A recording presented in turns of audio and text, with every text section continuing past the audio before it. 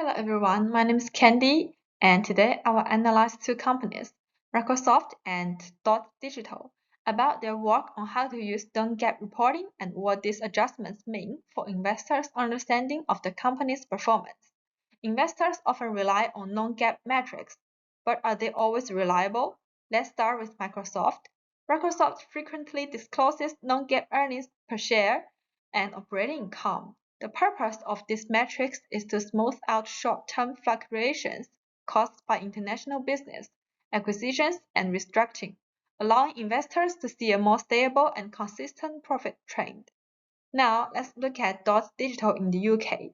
It emphasizes adjusted EBITDA and annual recurring revenue, which reflects the long-term sustainable growth brought about by its subscription model. Therefore, both these two companies use non-GAAP metrics, but for different reasons. Microsoft do this to smooth out their fluctuations and highlight stability, but Dot Digital do this to emphasize the quality and sustainability of growth. This shows a clear distinction between GAAP and non-GAAP treatment. Now let's look at the core charts. These are the data I found on Microsoft and Dot Digital's annual financial report. The left chart shows Microsoft's financial summary. I highlight the non-GAAP metrics in the two graphs to make it seem more attractive. Microsoft deducts its acquisition-related expense, restructuring costs, and impairment in their financial report. After excluding these items, the non-GAAP operating profit and earnings per share are higher and more stable, indicating stronger core business performance. The right chart shows the data of Dot Digital. This chart excludes the impact of share-based compensation and amortization of intangibles. The adjusted profit before tax is £16.8 million and the adjusted EBITDA is £24.3 million, both increasing by approximately 10% compared to last year.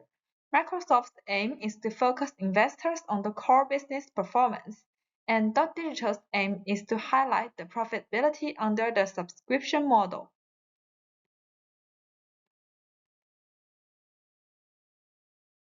Let's move on to the next page. This page shows the implication for decision making. From the perspective of investors, Microsoft's non-GAAP metrics enable analysts to get closer to the company's long-term profit trend. Dot Digital's metrics can help the market better understand its profit quality. From a cross-border comparison perspective, both the US and the UK companies allow to the disclosure of non-GAAP indicators, but the regulatory focus differ. The US regulatory authorities requires companies to disclose the reconciliation table of GAAP and non-GAAP, and it must not mislead investors. The UK regulatory authorities, on the other hand, places greater emphasis on definition and transparency. Companies must explain how these indicators are calculated and why they are useful. Finally, to summarize, non-GAAP metrics do indeed enable investors to have a clearer understanding of the core performance. However, the adjusted items and proportions also need to be examined as well. If a company frequently adjusts or the adjustments are too large, it may longer be clarifying the performance, but rather flattering it.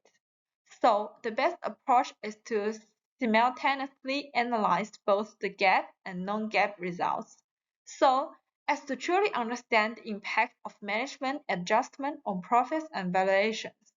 Therefore, non-GAAP indicators can help investors better understand the situation, but they need to be carefully examined to avoid erroneous interpretations. That's all of my presentation. Thank you for listening.